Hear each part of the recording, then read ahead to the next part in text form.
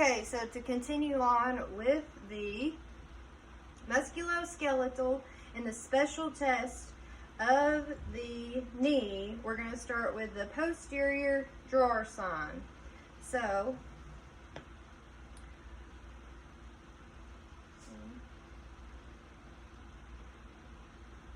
push the drawer in and apply pressure to the knee. So the radial aspect of the thumbs and radial aspect of the thumb. And then we will try to push the drawer in and apply pressure. So I'm going to have you flex the knee.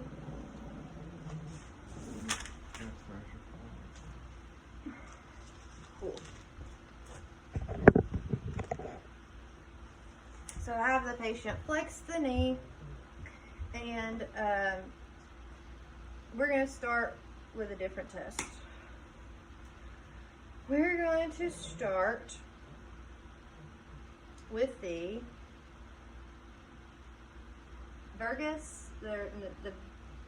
the Virus test, and this is for the lateral meniscus. So the lateral aspect of the knee, and we're going to have the patient, I'm going to place my hand on the inner aspect of the knee and the other aspect lateral of the ankle, and then I'm going to rotate inward. I'm going to rotate inward and see if there was any pain whenever I did that motion. And then I'm going to do the medial meniscus, which we will switch. So we'll cup the inside of the ankle and then cup this way, and I will do, let's see, inner aspect, and place straight on the lateral aspect of the knee. So have it go this way, and see if there was any pain or any give toward whenever I did that maneuver. Now let's do the anterior drawer sign.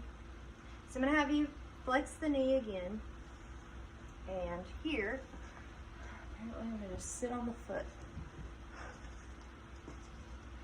So I'm going to sit right here, and we'll have the patient flex his knee, and I'm putting my pads of my fingers in the fossa, and I'm putting my thumbs on the condyle tibia and fibula, and then I'm going to slide forward and pull on the knee like a drawer, and see if there was any pain whenever I pulled on the knee. And this will be testing for an ACL tear. Then we'll do the posterior drawer sign, and this is the PCL. So we do the radial aspects of the thumbs.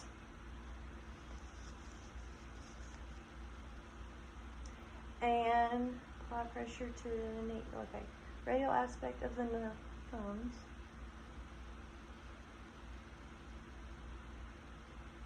So we try to push in. Now I'm trying to pull out, and that would be a PCL tear. And then we have the Lockman's test, and that's similar to the drawer test, but you have the patient. We have the patient extend their leg and put one hand proximal to the tibia, proximal, and one hand distal femur. So right here and right here,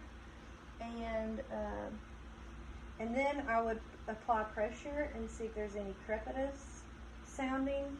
Now do that for both sides. And that is going to do the ACL.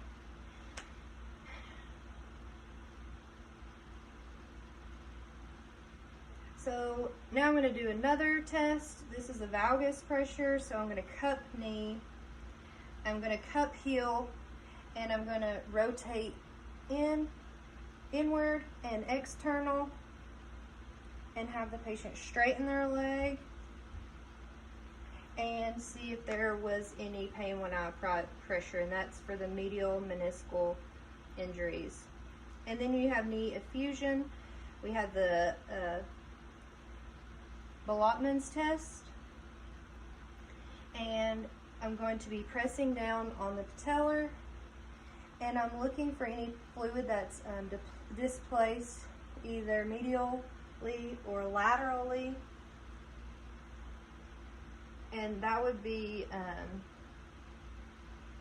some effusion if fluid was displacing.